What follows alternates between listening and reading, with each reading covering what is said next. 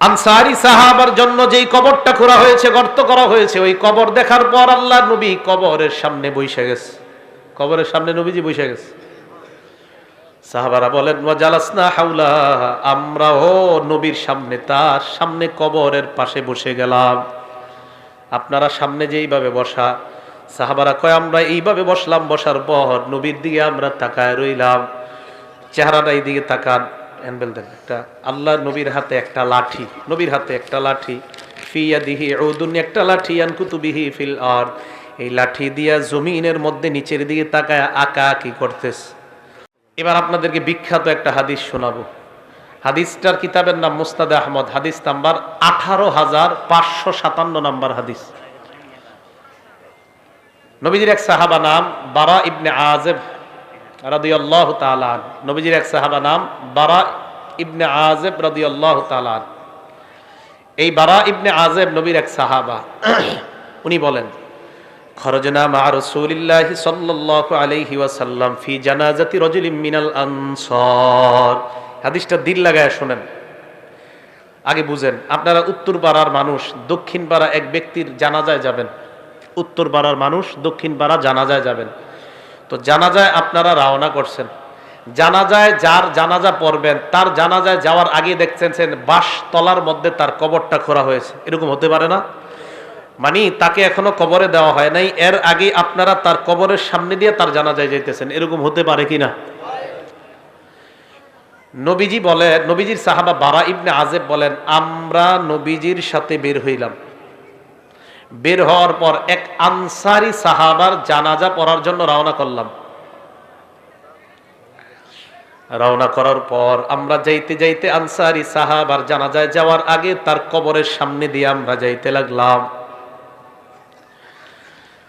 আনসারী সাহাবার জন্য যেই কবরটা খোঁড়া হয়েছে, গর্ত করা হয়েছে, ওই কবর দেখার পর আল্লাহর নবী কবরের সামনে বসে গেছে।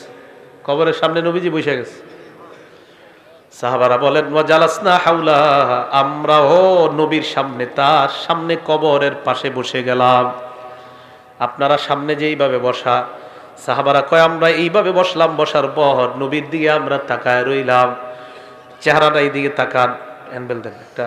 আল্লাহর নবীর হাতে একটা লাঠি, নবীর হাতে একটা লাঠি, ফিয়াদিহি উদুন, একটা লাঠি, আনকুতুবিহি ফিল আরদ, এই লাঠি দিয়া জমিনের মধ্যে নিচের দিকে তাকায় আঁকাআঁকি করতেছে।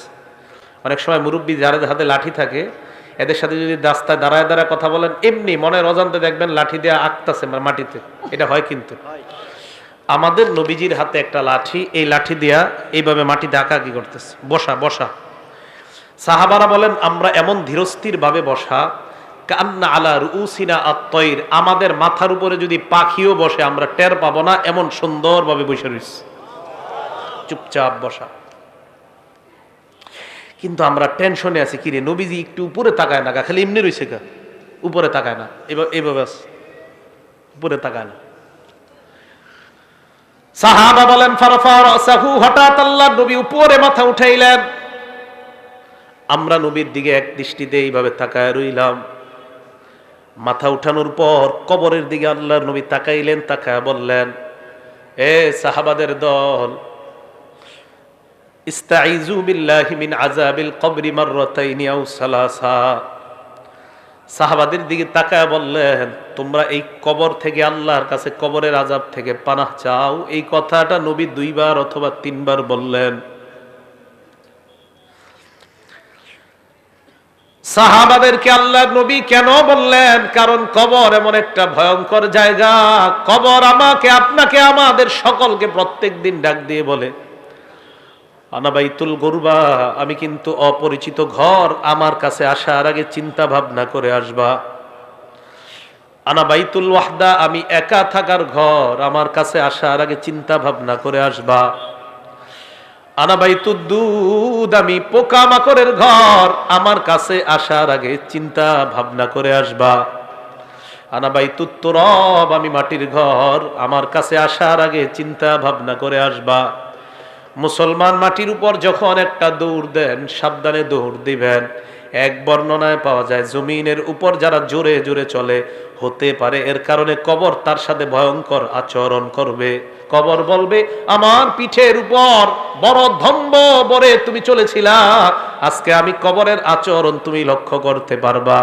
এক বর্ণনায় কবর এমন চাপ দিবে, চাপ দেওয়ার পর আপনার দুই পাশের সিনার হাড্ডিগুলো একটা আরেকটার মধ্যে ঢুকে যাবে। নবী বলেন কবর থেকে তোমরা পানাহ চাও, কবরের আযাব থেকে পানাহ চাও। কথাটা নবী দুইবার অথবা তিনবার বললেন। এবার আল্লাহ নবী কয় জানোনি কেন? ফাইন্নাল আবদাল মুমিনা ইযা কানা ফি ইনকিতাইম মিনাদ দুনিয়া ওয়া ইকবালিম মিনাল আখিরাহ। মুমিন যখন দুনিয়া থেকে বিদায় নেওয়ার সময় হয় আর আখিরাতের দিকে যখন মুমিন রওনা করা শুরু করে দেয়, নাজালাত ইলাইহি মালাইকাতুম মিনাস সামা বিদুল ওয়ুজুহ, সুন্দর চেহারাওয়ালা আল্লাহর হাজার হাজার ফেরেশতারা ওই ইমানদারের আত্মাকে স্বাগত জানানোর জন্য উপস্থিত হয়ে যায়। ইমানদার বিদায় নিবে, সুন্দর চেহারা বিশিষ্ট হাজার হাজার ফেরেশতারা ইমানদারের সামনে আসে। আসার পর দেখেন, আপনারা দেখবেন যদি কোনো মুমিন মারা যায়, মারা যাওয়ার সময় কিন্তু আমরা একটু অনেক সময় বুঝতে পারি যে এই লোকটা মারা যাইতে পারে আজকে। মুমূর্ষ মানে মুমূর্ষ রোগী যারা বলি, হাদিসে আসছে ইয়াজলিসু মিনহু মাদ্দা বাসরিহি, ইমানদার এইভাবে চোখ দিয়া তাকাইলে তার দৃষ্টি যেই পরিমাণ যায়, ফেরেশতারা দুইটা কাতার হয়ে ইমানদারের দৃষ্টির শেষ সীমানা পর্যন্ত তার আত্মাকে স্বাগত জানানোর জন্য তারা বসে অপেক্ষা করতে থাকে। কথাটা কি বুঝে আসছে আপনাদের? তো সবাই অপেক্ষা আছে, সবাই তো অপেক্ষা আছে। হাত্তা ইয়াজিআ ইলাইহি মালাকুল মাউত, মরণের ফেরেশতা তার কাছে এসে যায়। জোরে বলেন কোন ফেরেশতা? মালাকুল মাউতের নাম কি? ও কয় জিবরাইল। মালাকুল মাউতের নাম কি? আজরাইল। যদি আমার কাছে আসে, আপনার কাছে আসে, এক সময় যদি বাংলাদেশের 10 জন মারা যায়, আমেরিকার 10 জন, পাকিস্তানের 10 জন, ভারতের 10 জন যদি একই সময় মারা যায়, আজরাইল কোন দেশে আছে? হ্যাঁ, সব জায়গায়। হ্যাঁ, সব জায়গায়। এটা বিপদের প্রশ্ন কিন্তু। হ্যাঁ, সবাই মন দিয়ে শোনেন। আমগো দেশে 10 জন, পাকিস্তান 10 জন, ভারত 10 জন, ইন্দোনেশিয়া 10 জন, অস্ট্রেলিয়া 10 জন একই সময় মারা গেছে। আজরাইল কোন জায়গায় আছে? এক জায়গাতে। কেমনে? কোরআনে আইছে মালাকুল মাউত তার কাছে আসে। কে বলছে তার আন্ডারে আছে? আপনি আপনি বলছেন? সাহস করে কর না। আচ্ছা, আপনি বলছেন? মাশাআল্লাহ, সবাই বলেন মাশাআল্লাহ।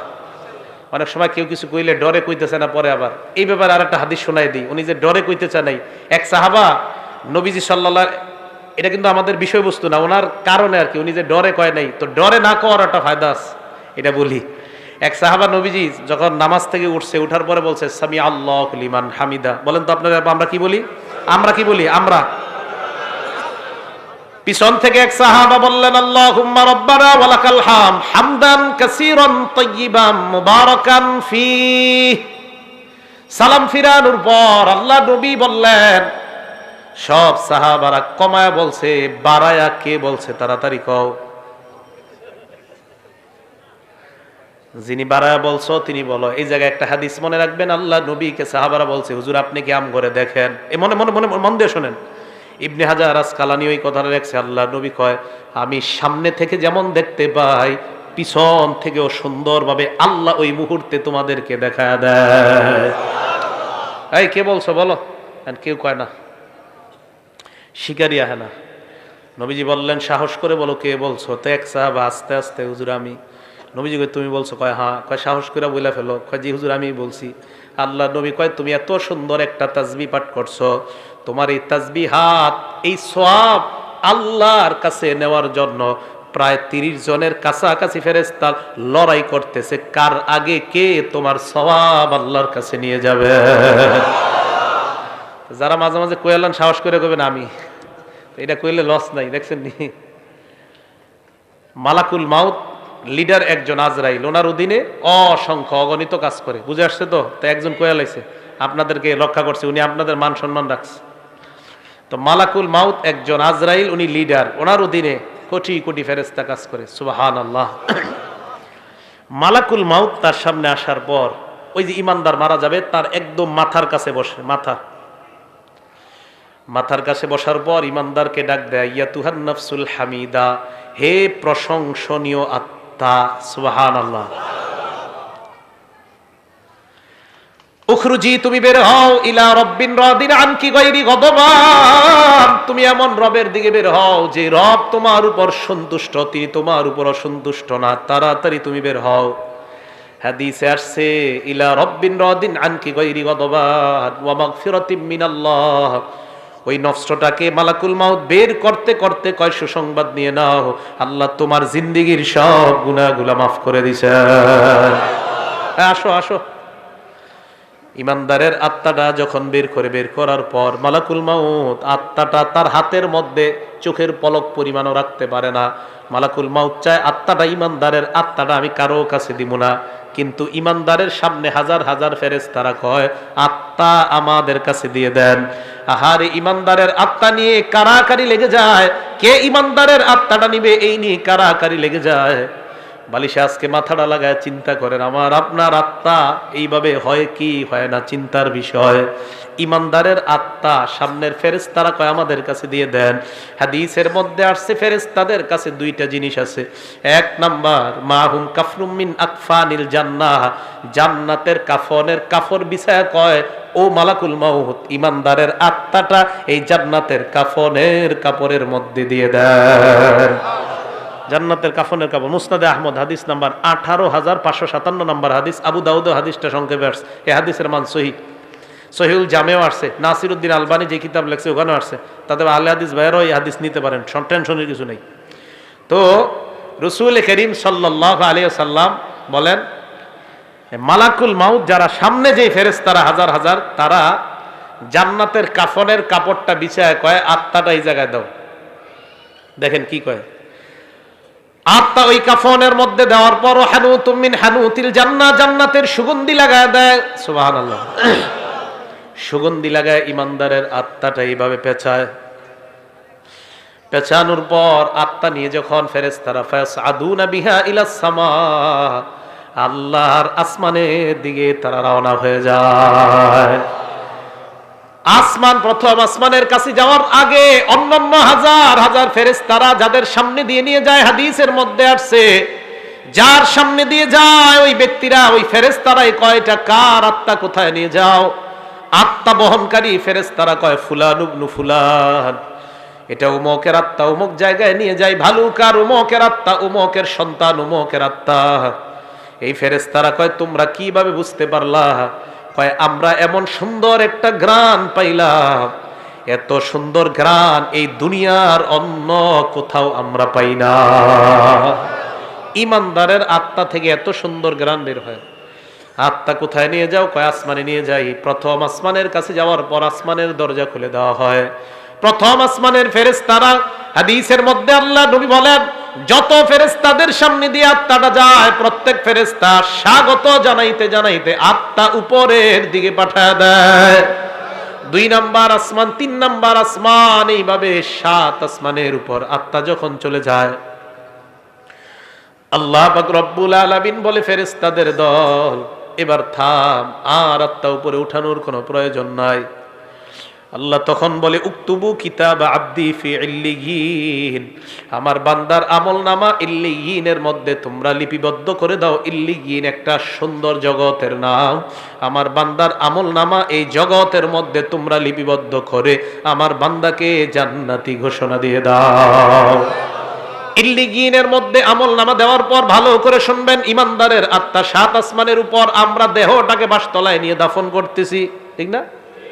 আমরা জানাজা দিলাম, জানাজা দেওয়ার পর যখন আত্মাটা আমরা নিয়ে যাই, দেহটা, এক বর্ণনায় আসছে, ইমানদারের দেহ কবরে নেওয়া পর্যন্ত হাজার হাজার ফেরেশতারা কবর পর্যন্ত তাকে স্বাগত জানাইতে জানাইতে কবরের কাছে নিয়ে যায়।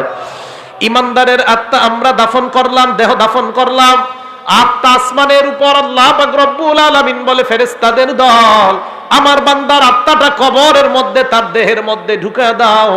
ইমানদারের দেহের মধ্যে আত্মা ঢুকিয়ে দেওয়ার পর ফায়াতিয়ানিহি মালাকান, 2 জন ফেরেশতা ইমানদারের কাছে উপস্থিত হয়ে যায়। উপস্থিত হওয়ার পর ফায়ুজিলিসানিহি, তারে বসায়। বসানোর পর ফায়াস আলানিহি, তাকে প্রশ্ন করে, 1 নাম্বার মার রব্বুকা, তোমার রবকে জবাব দাও। ওই বান্দা জবাব দেয় রব্বি আল্লাহ, চিল্লায় বলেন আমাদের রব কে। এই কথার উপর অটল থাকতে হবে, কিন্তু এই কথার উপর কি থাকতে হবে? অটল কেন থাকতে হবে? সূরা হামিম আস-সাজদা 24 নাম্বার পারা 19 নাম্বার পৃষ্ঠা, সূরা হামিম আস-সাজদা আয়াত নাম্বার 30। এই সূরাটাকে সূরা ফুসসিলাত বলা হয়। আল্লাহ বলেন ইন্নাল্লাযীনা ক্বালু রাব্বুনাল্লাহ, নিশ্চয়ই যারা বলে আমাদের রব আল্লাহ, নিশ্চয়ই যারা বলে আমাদের রব আল্লাহ, সুম্মাস্তাকামু, এই কথার উপর অটল থাকে। জোরে বলেন কি থাকে? আওয়াজ দিয়ে বলেন আমাদের রব কে? আল্লাহ। রূহের জগতে আল্লাহ আমাকে, আপনাকে, আমাদেরকে প্রশ্ন করছে আলাস্তু বিরাব্বিকুম, আমি কি তোমাদের রব না? কাফের, বেঈমান, নবী, ওলি সবার আত্মা জবাব দিয়ে বলছে আল্লাহ আপনি আমাদের রব। বেঈমানরাও বলছে আপনি আমাদের রব, ইমানদাররাও বলছে আপনি আমাদের রব, নবী, ওলি, ওলামায়ে কেরাম, সাধারণরাও বলছে আপনি আমাদের রব।